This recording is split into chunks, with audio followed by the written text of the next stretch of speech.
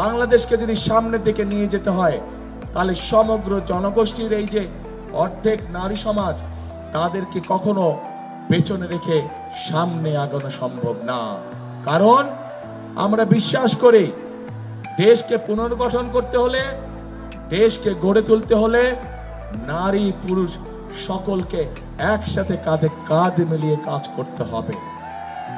কিন্তু আমরা অত্যন্ত কষ্টের সাথে দেখলাম, কয়েকদিন আগে একটি রাজনৈতিক দলের এক শীর্ষ নেতা একটি আন্তর্জাতিক গণমাধ্যমে বলে বসলো যে নারীদেরকে তারা কোন দৃষ্টিতে দেখে। শুধু তাই নয়, গতকাল আমরা দেখলাম, প্রিয় ভাই বোনেরা, গতকাল আমরা দেখলাম সেই নেতা, সেই রাজনৈতিক দলের নেতা বাংলাদেশের যে নারীরা, যে মায়েরা কর্মজীবী, সংসার চালানোর জন্য, সংসারকে ধরে রাখার জন্য, সংসারকে সুখে শান্তিতে রাখার জন্য যে লক্ষ কোটি মা বোনেরা বিভিন্ন জায়গায় কর্মসংস্থানে নিযুক্ত আছে, কর্মজীবী মায়েরা বোনেরা, তাদেরকে কি ভাষা ব্যবহার করে কথা বলেছে। প্রিয় ভাই বোনেরা, আমাদের প্রিয়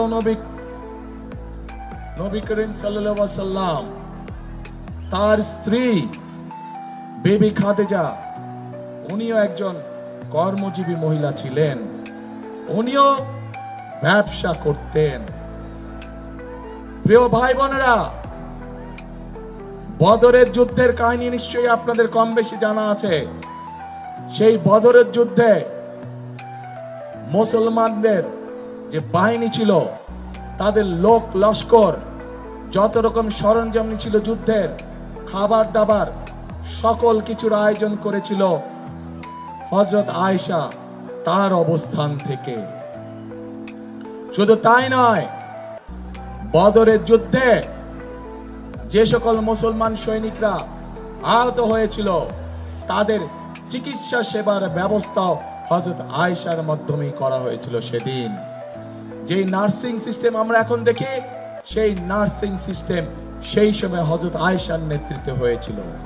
প্রিয় ভাই বোনেরা, আমরা গতকাল দেখেছি এই রাজনৈতিক দলটির এই নেতাটি বাংলাদেশের প্রত্যেকটি কর্মজীবী নারী, কর্মজীবী মা, কর্মজীবী মেয়ে সম্পর্কে অত্যন্ত আপত্তিকর একটি কথা বলেছে।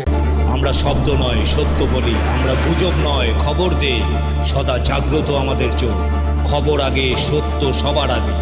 বাহাদুর লাইভ নিউজ একটি নিরপেক্ষ, নির্দলীয়, আন্তর্জাতিক সোশ্যাল মিডিয়া। সত্য জানুন, সচেতন থাকুন। আল্লাহ হাফেজ।